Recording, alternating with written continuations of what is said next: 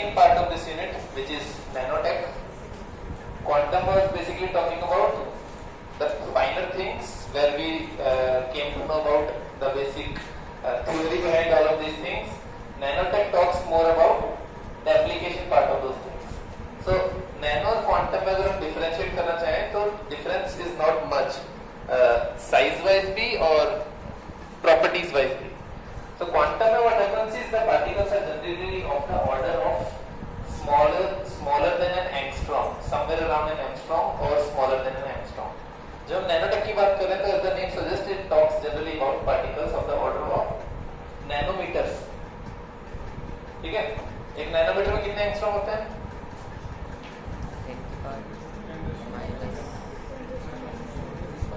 मेरा क्वेश्चन सुनो दोबारा से, एक नैनोमीटर में कितने एंगस्ट्रॉम होते हैं? 10. Why are you going to raise to powers? Powers में नीचे आओ, वापस आओ. Stop going to powers. तुम मीटर्स में नहीं बता रहे, तुम कंपेयर कर रहे हो नैनोमीटर को टू एंगस्ट्रॉम. ठीक है, 10 की पावर -10 और 10 की पावर -9, 10 का ही फर्क हुआ ना. ठीक है, so that means nano technology और क्वांटम की अगर हम बात करें तो they are not much far away in terms of sizes. ठीक है, लगभग 10 गुना का फर्क है, नॉट मच. इसकी वजह से होता क्या है, there are certain properties which can directly be derived from quantum physics and it comes on the boundary of classical physics also, because वो क्वांटम से बड़ी साइज की तरफ आना स्टार्ट हो रहा है. So this is the transition phase basically. Classical particles, nano particles and quantum तो मैं ऐसे लिखा नहीं सकता. ठीक है, so what we are talking about nano technology is basically the transition from quantum towards the classical. So एक basically एक मिडिल ग्राउंड है उसके लिए. ठीक है, so in nano technology we are talking about the properties of nano materials. Certain properties कैसे कैसे होती हैं. Then we will be talking about methods of generating nanomaterials. Nanomaterial का synthesis कैसे होता है. Synthesis is just a fancy name for generation. किसी चीज का production कैसे होता है. ठीक है, there are two main methods in this, which is ball milling and wet chemical. Next, last part is the application of nanotechnology in automobile, electronics, medical and IT and many more. ठीक है, so let's get started. First of all, this whole fancy slide it talks about nano कितनी size का होता है लगभग. ठीक है, so if you see here there is an ant here which is approximately 5 millimeters in size. ठीक है, this is a dust mite जो basically हम बोलते हैं कि खटमल बोलते हैं जिसको. This is of the order of somewhere around 200 microns, 200 micrometer का है. Still not nano. ठीक है, माइक्रोमीटर्स में भी हम नैनो की बात नहीं करें बिकॉज उससे भी काफी ऑर्डर नीचे आता है. ह्यूमन हेयर की जो थिकनेस है that is somewhere of the order of 80 to 100 microns. So as you can see even human hairs are much larger when we are comparing it to nano materials. So nano materials की अगर हम बात करें तो किस type की चीज आएगी. So if you guys see on this side there is something जो कि तुमने आई थिंक +1 +2 में शायद देखा होगा. कार्बन की, प्योर कार्बन की बॉल्स बनाई जाती हैं या फिर ट्यूब्स बनाई जाती हैं. ठीक है, बकमिंस्टर फुलरिन कहीं पे तुमने नाम पढ़ा होगा कभी अपने +1 +2 में. So when we are talking about things such as buckminster fullerene which is nothing but a ball of carbon molecules, carbon atoms sorry, which are generated in such a fashion that they are kind of forming pentagon and hexagonal structures. And if you don't make a ball of it, you can even make a tube out of it. Generally these things are called carbon nanotubes. इनकी application बहुत ज्यादा है. अगर हम इनकी बात करने लगे तो एक फुल फ्लेश्ड 3-4 बुक इसी के ऊपर आ जाती हैं, कार्बन नैनोट्यूब्स के ऊपर. This has wide applications. एक सबसे कॉमन एप्लीकेशन जो तुम लोग डेली यूज करते हैं मैं वो बता देता हूँ तुम्हें. तो तुम्हारे फोन्स हैं, अगर किसी ने भी पिछले 3 साल में अगर फोन खरीदा है, जो कि ऑलमोस्ट तुम सबने खरीदा होगा, so your phone must be having a thing which is generally called vapour chamber cooling. ठीक है, सो हमारे phones as you guys know these phones are pretty small devices. इतना सा डिवाइस है जिसके अंदर बहुत कुछ है और इसमें अगर खोल के कभी देखोगे तो of the order of your thumbnail इतनी साइज का इसके अंदर प्रोसेसर होता है जिसको एसओसी बोलते हैं, सिस्टम ऑन चिप.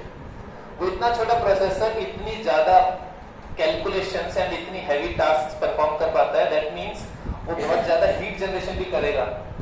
जितना छोटा एरिया है और जितना ज्यादा हैवी टास्क हो रहा है उतनी ज्यादा heat generation per unit area ज्यादा होती है।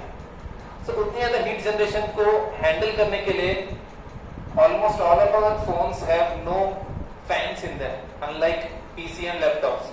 पीसी लैपटॉप में फैन होते हैं कूलिंग के लिए, इनमें नहीं होता। तो उसका बैकअप क्या है? उसका बैकअप है कुछ ऐसा सिस्टम डिजाइन करना जो इसकी हीट को ट्रांसफर कर सके naturally without any mechanical part. वो काम करती हैं ये चीजें। सो जो वेपर चैम्बर जिसकी मैं बात कर रहा हूँ, what happens is there are generally some metallic sheet which is applied on your processor and it goes throughout your phone। और बड़े एरिया में जो मेटालिक जो शीट जाती है वो मेटालिक शीट हॉलो होती है। उसके अंदर देयर आर कार्बन नैनो ट्यूब्स। इस टाइप के स्ट्रक्चर्स बने होते हैं बहुत लेंथ वाइज। ये ऐसे क्यों होते हैं? रीजन इज ये बहुत ज्यादा कंडक्टिव होते हैं, दे आर एक्सट्रीमली कंडक्टिव। सो इस टाइप के स्ट्रक्चर जब लगाए जाते हैं तो तुम्हारा जो मटेरियल है वो एक्सट्रीमली कंडक्टिव होने की वजह से जो भी टेम्परेचर वहां पे एक्सट्रीम बन रहा है उस एक्सट्रीम टेम्परेचर को बहुत एफिशिएंटली वो ट्रांसफर कर देगा to all other parts of your phone. And as you guys know, किसी भी चीज के ऊपर अगर हीट सिंक अप्लाई करना है तो हीट सिंक का बेसिक आइडिया ये होता है छोटे एरिया से टेम्परेचर को उठा के बड़े एरिया के ऊपर स्प्रेड आउट कर देना। That's what these things do. So this is one of those applications of this carbon nanotubes. ठीक है, अब हम आते हैं डेफिनेशन पे। ठीक है, सिंपल सी बात है, रफली of order from 1 to 100 nanometres. इस पूरी रेंज को हम लोग नैनो मटेरियल्स या फिर नैनो पार्टिकल्स को काउंट करेंगे। ठीक है, 100 तक जा रहे हैं। ठीक है, remember this thing. Next is you guys know all of these things, it deals with nanometre length and all this things, just the definition. अब हम आते हैं साइज डिपेंडेंट प्रॉपर्टीज के ऊपर। Things like melting point, boiling point, band gap, optical properties, electrical properties, magnetic properties, जितने भी सुने हुए नाम हैं फिजिक्स के सारे बोल दिए मैंने। ठीक है, अब मैं क्या बोलना चाह रहा हूँ? मैं बोल रहा हूँ कि ये सब चीजें चेंज हो जाती हैं नैनो मटेरियल्स में विद रिस्पेक्ट टू व्हाट? मेरा कंपैरिजन पॉइंट क्या है? साइज। मैं कभी भी बोलता हूँ कोई चीज चेंज हो रही है तो वो चीज ओरिजिनली कुछ थी, करेक्ट? वो ओरिजिनली चीज क्या थी, that is the important thing. तभी तुम बोलोगे ना कि चेंज होगी, इतनी बन गई। तो जो भी मैं बोल रहा हूँ कि these properties change with respect to अगर वो चीज बल्क में होती तो। So the kind of things that we see in day-to-day life, these things are all called bulk materials. Human hair, an ant, this projector, this floor, you, me, everything, we are bulk materials.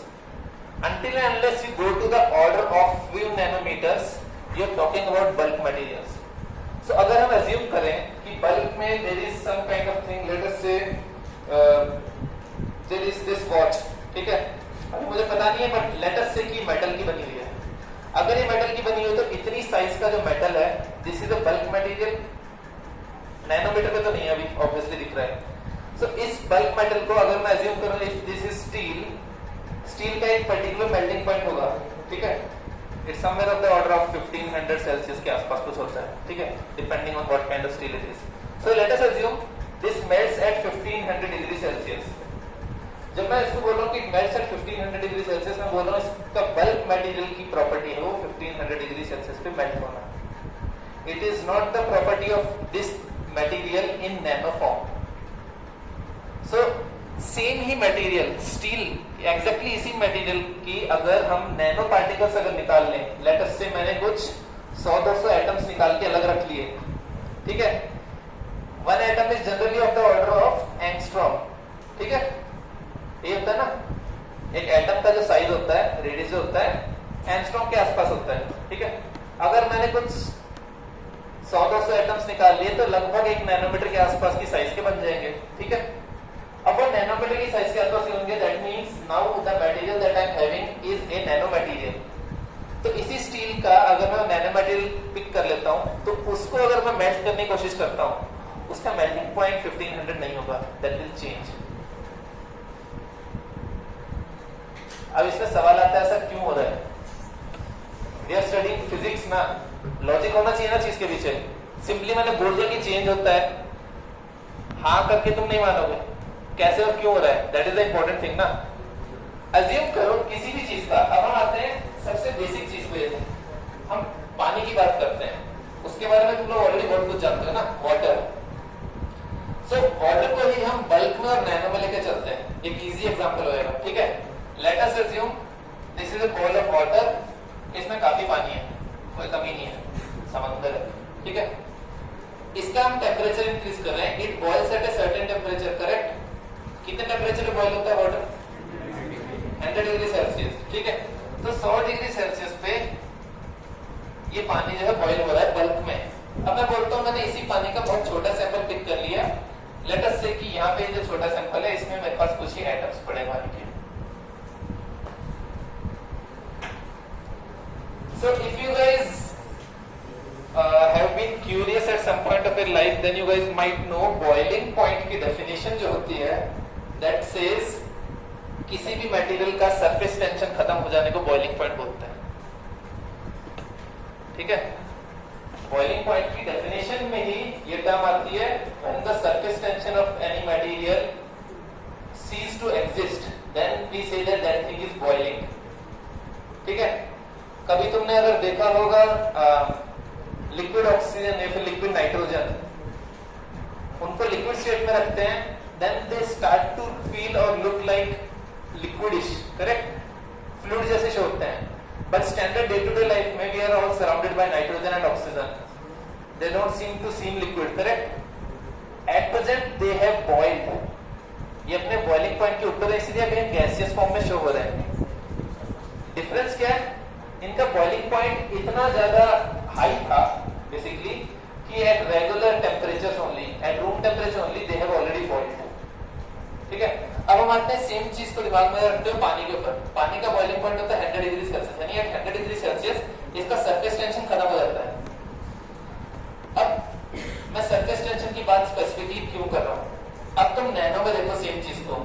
Nano में जो surface पे molecules हैं, यहाँ पे जो surface में molecules हैं, nano में सरफेस वाले मॉलिक्यूल्स सरफेस के नहीं कहलाएंगे। रीजन इज, एक सरफेस मॉलिक्यूल सरफेस का इसलिए कहलाता है बिकॉज उस मॉलिक्यूल के ऊपर कोई मॉलिक्यूल नहीं होता और नीचे सब मॉलिक्यूल्स होते हैं जो कि उसको नीचे पुल करके रखते हैं, करेक्ट। इसी को सरफेस टेंशन बोलते हैं। सरफेस टेंशन की डेफिनेशन क्या है, एक ऐसा मॉलिक्यूल जिसके दोनों साइड के फोर्सेस इम्बैलेंस्ड हैं, तो नीचे वाले मॉलिक्यूल्स उसको जोर से खींच के रख सकते हैं, जस्ट लाइक ए टेंट, तो ऊपर नहीं जा सकता। ये सरफेस टेंशन होती है। बट नैनो में उसके नीचे भी क्या पता एक ही लेयर हो मॉलिक्यूल्स की, या फिर लेयर ही ना हो, सिंगल लेयर भी हो सकती है, उसका नैनो कहलाएगा। मैंने ऐसे 100 मॉलिक्यूल्स रख दिए जिनके नीचे कोई लेयर ही नहीं है, this is nano structure of water, correct. तो यहाँ पे सरफेस टेंशन एग्जिस्ट ही नहीं कर रहा, या फिर अगर हम इसको सरफेस टेंशन मानेंगे तो इसकी वैल्यू बहुत कम होगी। सरफेस टेंशन क्या है, एक टाइप का फोर्स है, करेक्ट।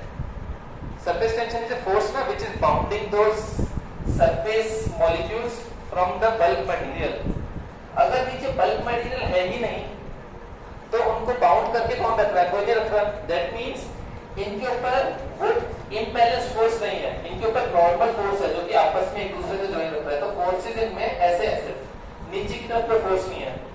तो इस चीज को अगर तुम हीट अप करते हो तो इनके अलग अलग होके वाटर वेपर बन के उड़ जाने की पॉसिबिलिटी बहुत ज्यादा है at relatively low temperatures, correct. यहाँ पे हमें 100 डिग्री तक बनाना पड़ रहा था, यहाँ क्या पता है काम 50 डिग्री पे ही हो जाए। आइडिया क्लियर हुआ? This is just one of the properties जो मैंने तुम्हें बताई अभी, सिर्फ बॉइलिंग पॉइंट की बात करी है। ऐसी इन सभी प्रॉपर्टीज में due to this kind of behaviour only, due to imbalancing of forces, इसी की वजह से ही सारी प्रॉपर्टीज चेंज होती है। कोई डाउट है यहां तक, बताओ मेरे को।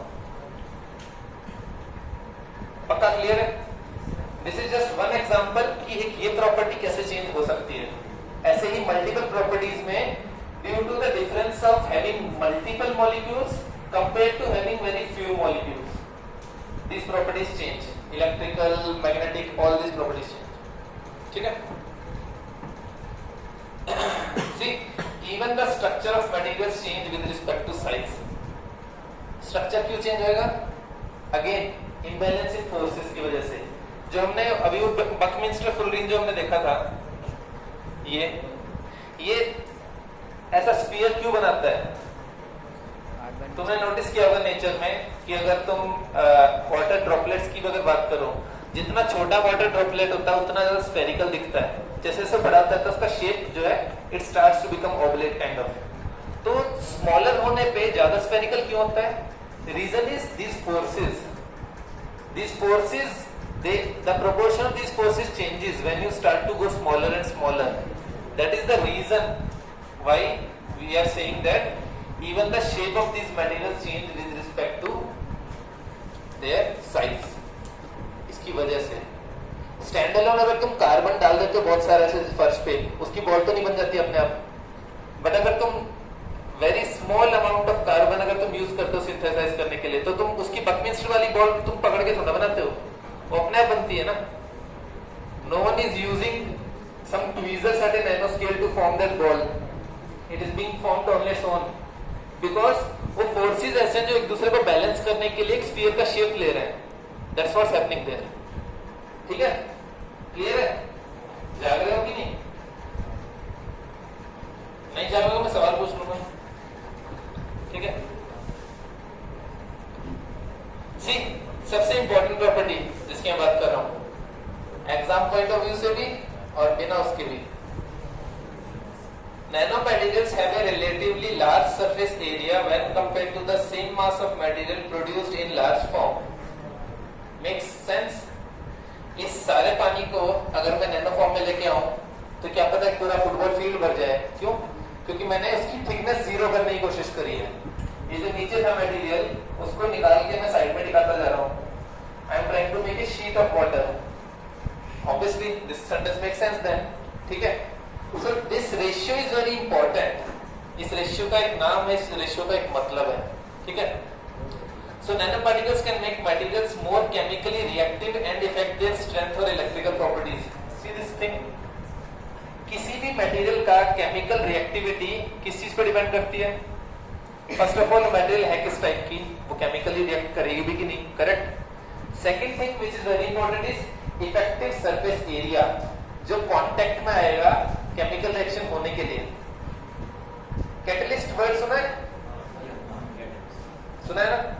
हम लोग पढ़ते थे छोटी क्लासेस में, क्या होता था कि दो मटेरियल्स, दो केमिकल्स से उनमें रिएक्शन हो रहा है, अगर वो फास्ट रिएक्शन नहीं हो रहा हम कैटलिस्ट ऐड करते हैं, रिएक्शन फास्ट हो जाता है, करेक्ट? वो कैटलिस्ट क्या करता है? उसके effective surface area of contact को बढ़ाता है दोनों मटेरियल्स के। That is generally what catalyst do, not all of them, most of the catalyst what they do is they increase the effective surface area of those materials to make more contact, ठीक है? तो किसी ने भी अगर वो वाले experiment देखे जिसमें एक कोक की बोतल में तुम क्या डालते हो उसमें? मेंटोस डालते हो, कार्बन डाइऑक्साइड, करेक्ट? उसमें होता है क्या? Why is it coming out so fast? Reason is those Mentos, those balls of Mentos, उनका सरफेस पहले तो स्मूथ होता है, but once you put them inside their surface starts to make perforations. So initially अगर वो ball अंदर जिसमें डाली वैसी है, वो अंदर जाते ही जैसे रिएक्ट होना स्टार्ट करती है उसका सरफेस ऐसा होना शुरू होता है। So as soon as the surface starts to make those imperfections, effective area बढ़ गया कांटेक्ट का। अगर मैं इस चीज को स्ट्रेट आउट करूंगा ना तो इसकी लेंथ इतनी बन सकती है, इस चीज को अगर मैं स्ट्रेट आउट करूं तो effectively this circumference has increased, so that means more contact of surface area which keeps on increasing। उसकी वजह से रिएक्शन इतना फास्ट होता है and it starts to pop out, ठीक है? So consider a spherical particle of radius r, surface area to volume ratio. This ratio comes out to be 3 by r. Simple maths है, 4 by r square upon 4 by 3 by r cube, ठीक है? याद रखना, ये mistakes भी बच्चे करते हैं strangely। Volume comes in r cube, area comes in r square, ठीक है? पेपर चेक करते टाइम ये गलत चीज देखता हूँ, बहुत दुख होता है, ठीक है? वॉल्यूम जो है वो 3 डायमेंशनल चीज होती है ना, तो ये गलती से मिस्टेक मत करना कि यहाँ आर क्यूब लिख दिया, आर स्क्वायर लिख दिया, ठीक है? सो बी अटेंटिव उस मामले में। So as the R decreases, the surface to volume ratio increases. ये स्टेटमेंट का मतलब को बता सकता है? जैसे जैसे R कम हो रहा है, सरफेस टू वॉल्यूम रेशियो, ये गलत स्पेलिंग है बोल दो, ये जो रेशियो है 3/r, ये इसने बोला इट इंक्रीजेस। पहला तो हमें यही दिख रहा है कि नीचे आ रहा है, तो फिर वो इंक्रीज हो रही है, ठीक है। सेकेंड थिंग इज लॉजिकली कैसे सोचोगे, सरफेस टू वॉल्यूम रेशियो है ना, surface depends on second power of r, volume depends on third power of r। तो जो हायर पावर ऑफ r पे डिपेंड करेगी, अगर तुम r को डिक्रीज करते हो तो वो फास्टर फॉल करेगी compare to lower power of r। इस स्टेटमेंट का मतलब समझ में आया? अगर दो टर्म है, जिस टाइप का तुम्हारे कभी आईडीजी में भी क्वेश्चन आते हैं कि देयर इज सम टर्म जिसमें न्यूमरेटर में लेटर से r की पावर मान लेते हैं 5 है, डिनोमिनेटर में अगर हम बोले r की पावर 10 है, और मैं बोलूं कि आई एम डिक्रीजिंग r, ठीक है, if I am decreasing r, this will decrease faster compared to this ना, कॉमन सेंस ही वाली बात है ना। so it's the same thing here, उसके डिनोमिनेटर में it's r cube और न्यूमरेटर में it's r square, so denominator will fall faster compared to the fall of the numerator। so अगर denominator faster fall कर रहा है, that means overall the quantity will increase, correct? that is what this statement means। so this was the first property। second property is quantum effects can begin to dominate the behavior of matter at nanoscale। जो मैंने बोला था, it is on the boundary of quantum and classical। so at times if there are very few nanoparticles, तो उनके ऊपर quantum effects भी show होने start हो सकते हैं, ठीक है। जैसे एग्जांपल देना इसमें थोड़ा मुश्किल होगा बोल दो, but one of the recent examples is Intel ने अभी recently 15th generation processors launch किया, ऑल्दो मार्केट में नहीं आए, but they have just introduce them कि this will be the architecture and all those things. पिछले 3 साल से इंटेल बोलता आ रहा है कि the Moore's law is about to end. Moore's law सुना है किसी ने? What is Moore's law? MOORs नहीं। What Moore's law says is every 18 months the technology doubles and the rate becomes half, price effectively the price becomes half and the technology, the power of technology becomes double। so Moore's law के according basically आपकी हर 18 महीने में effectively आपकी technology जो double increase होती जानी चाहिए। This thing is about to end. Reason is हम लोग उस स्केल पे पहुंच चुके हैं कि हमारे जो माइक्रोस्कोपिक जो सर्किट्स हैं they are so close to each other. जैसे फॉर एग्जांपल एट प्रेजेंट हमारे फोन्स में जो प्रोसेसर है they are coming of the order of 4 nanometer is the size of those individual circuits.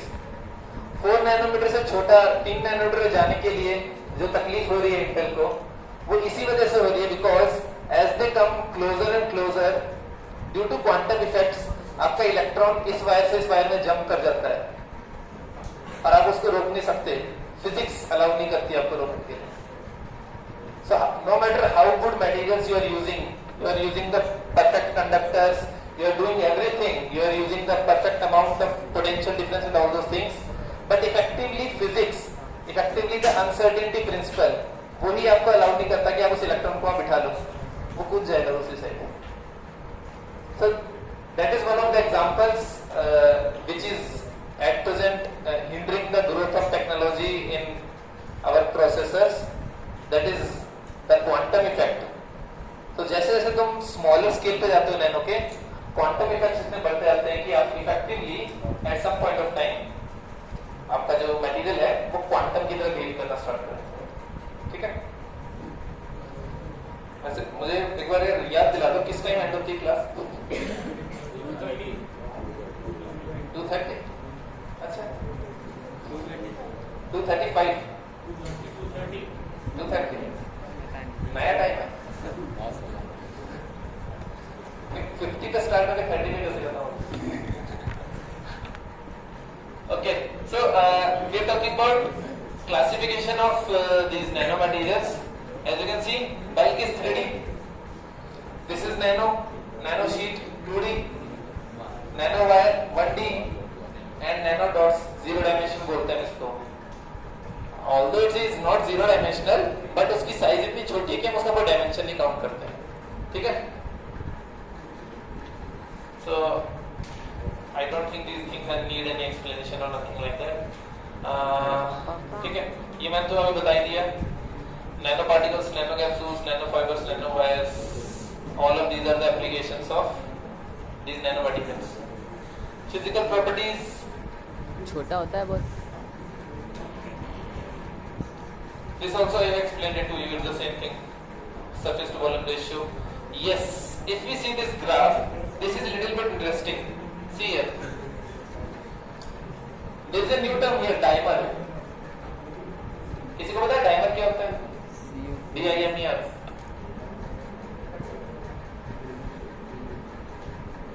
Die है उसके अंदर स्टार्टिंग में DI, that means 2.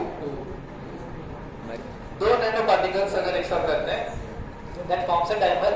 So Cu2 दो कॉपर है, उनका डाइमर है, ठीक है। So this is effectively a nano particle, ठीक है। मोनोमर, डाइमर, ठीक है। इस तरीके से हम नैनो पार्टिकल्स को डिफाइन करते हैं। सिंगल पार्टिकल है, डबल है, ट्रिपल है, 10 है, 20 है, ठीक है। These are formed in such a fashion. So if you guys see here, this is copper metal, that means bulk. जो हमने मेटल बोल दिया, अपनी आम जिंदगी वाली बात हो रही है, बल्क कॉपर मेटल। यहाँ हमने लिखा कॉपर डाइमर। So ये ग्राफ किस चीज का है? देखो, इंटर एटॉमिक डिस्टेंस, और यहाँ क्या है? Size in diameter. So तो हमें क्या दिखाई दे रहा है कि उस जो कॉपर डाइमर है उसकी साइज छोटी होती जाती है, इंटर एटॉमिक डिस्टेंस कम होता जाता है। That means this has a much more stronger bond compared to copper metal. Correct? Copper metal में से अगर तुम सिंगल कॉपर एटम को निकालना चाहो, you can do it much more easily. But अगर तुम्हें कॉपर के नैनो पार्टिकल्स दे रखे हैं, तो उसमें से सिंगल कॉपर तुम नहीं निकाल पाओगे। It is very very strong. This bond is very very strong. This is it proves this thing. ठीक है? So this also shows you again the same thing जैसे मैंने वहाँ पे surface tension की बात करी थी. It is effectively the same thing in metals. ठीक है? यहाँ पे क्या हो रहा है? मेटल का सरफेस टेंशन के मुकाबले इंडिविजुअल मेटल के सिंगल एटम्स के जो बॉन्ड होंगे मच मोर स्ट्रॉन्गर होंगे, क्योंकि उनको अगल बगल वाले एक्स्ट्रा मेटल के एटम्स एक दूसरे से दूर नहीं रख पा रहे। यहाँ पे अगर हमने अज्यूम किया था कि अगर मल्टीपल होते हैं, तो अगर ये तो हमारे मेन हीरो है, ये और ये दोनों नजदीक नहीं रह पा रहे। क्यों? क्योंकि ये अगल बगल वाले इनको दूर खींच रहे हैं, यहाँ नीचे भी ऊपर भी है, ये बल्क में हो रहा है।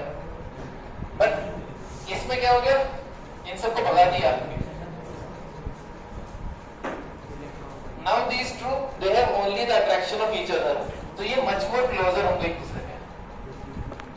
This is what this graph means, copper dimer, ठीक है।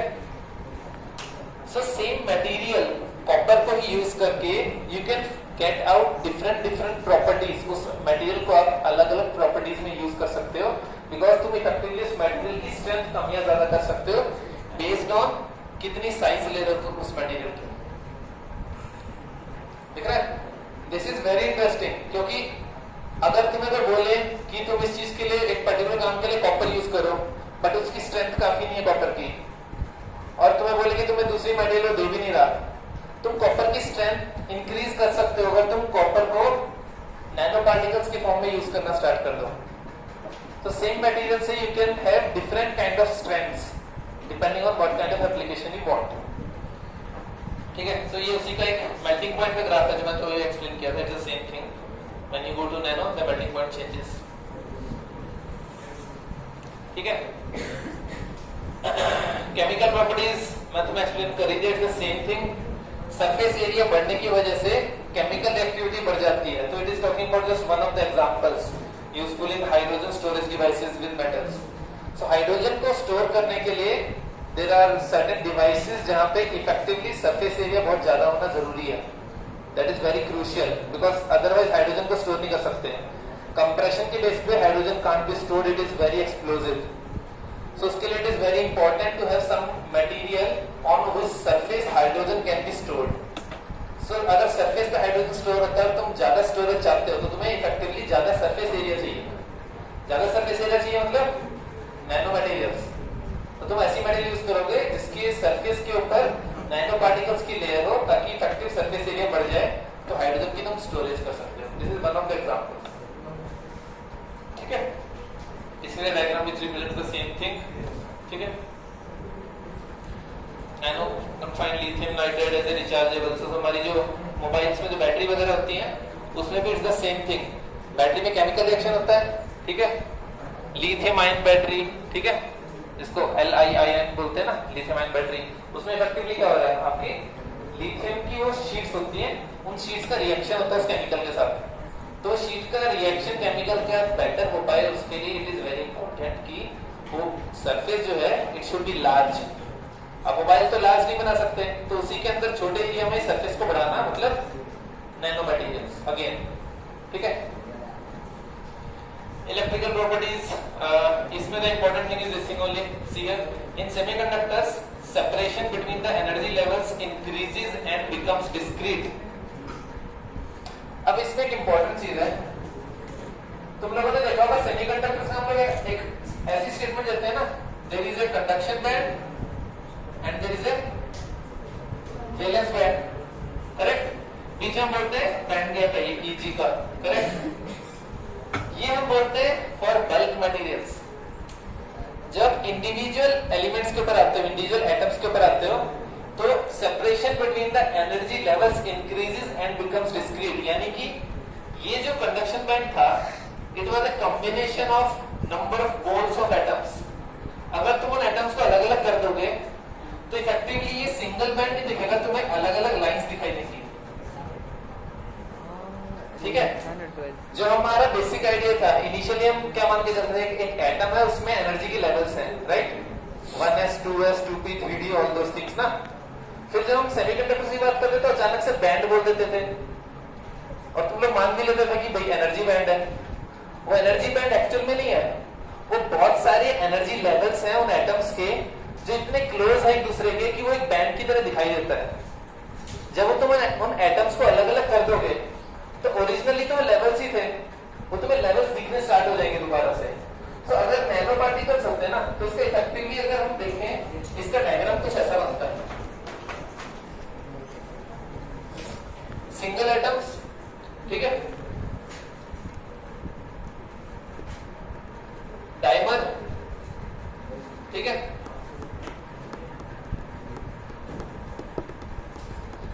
नैनो पार्टिकल्स कुछ होंगे, 10 होंगे, और उसके बाद आता है जिसमें पूरा भरा हुआ है बल्क, जिसमें हम इसको कंडक्शन और वैलेंस बैंड बोलते हैं.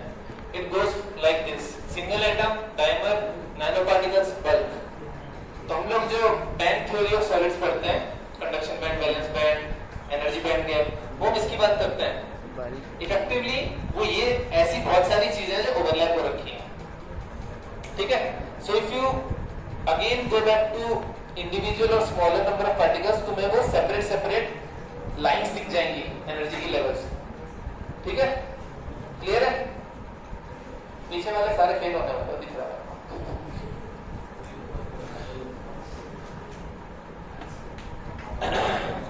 In metals, electrical conductivity decreases due to enhanced interface area. इधर ध्यान दो, बस हम फिनिश कर रहे हैं. देखो क्या बोला, मेटल्स के अंदर इसने बोला कंडक्टिविटी बढ़ जाती है due to enhanced interface area. Electrical conductivity किसी भी चीज की कैसे होती है, किस चीज को डिपेंड करती है? इंटरनल प्रॉपर्टीज मटेरियल की, सबसे पहली चीज तो करेक्ट. सेकंड थिंग इज उसका कांटेक्ट कैसा बन रहा है.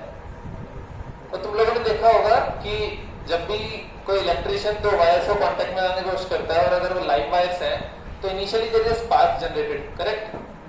After contact there is no spark, right? So spark क्यों जनरेट होता है? दो वायर्स क्लोज हैं, बट उनका जो कांटेक्ट का जो सरफेस एरिया है वो अभी ऑलमोस्ट जीरो है, क्योंकि कांटेक्ट हुआ ही नहीं है. तब तक स्पार्क जनरेट होगा. जब वो सरफेस एरिया तुम इंक्रीज कर दोगे, तो स्पार्क नहीं जनरेट होगा, इलेक्ट्रिकल कंडक्शन इजी होगी. So that is the reason कि जो ट्रांसफार्मर्स होते हैं उन पे अगर तुम देखोगे तो इतने मोटे मोटे वायर्स लगे होते हैं, पतला वायर क्यों नहीं लगा सकते? जितना पतला वायर होगा उसके थ्रू अगर ज्यादा करंट का ट्रांसमिशन होगा तो मेल्ट हो जाएगा। मेल्ट क्यों होएगा? क्योंकि उस वायर की conductivity is not big enough for that much amount of current. Correct है? तुम्हारे जो मोबाइल फोन का चार्जर है उससे तुम लोग घर में पानी तो नहीं गर्म कर सकते ना, लॉजिकल है ना, पतला सा तार है, पिघल जाएगा। वो क्यों पिघल जाएगा? रीजन इज उसकी कंडक्टिविटी जो है that is not good enough for that much amount of current. It's the same idea here. ये हम क्या बोल रहे हैं? मेटल्स की electrical conductivity decreases due to enhanced interface area. उनकी जो इलेक्ट्रिकल कंडक्टिविटी है वो डिक्रीज होती है due to this change in the area. ठीक है, ठीक है, this is not much important to you. ये वो डायग्राम है जो मैं बता रहा था। ठीक है, single atom multiple atoms, atoms बढ़ाते जाओ ये बल्क बन जाता है। This is semiconductor with the band gap and this one is a metal with overlapping conduction and valence bands. ठीक है, बाकी फिर हम लोग मोस्ट लाइकली हम नेक्स्ट टाइम पढ़ेंगे optical properties and all those things. ठीक है, ओके।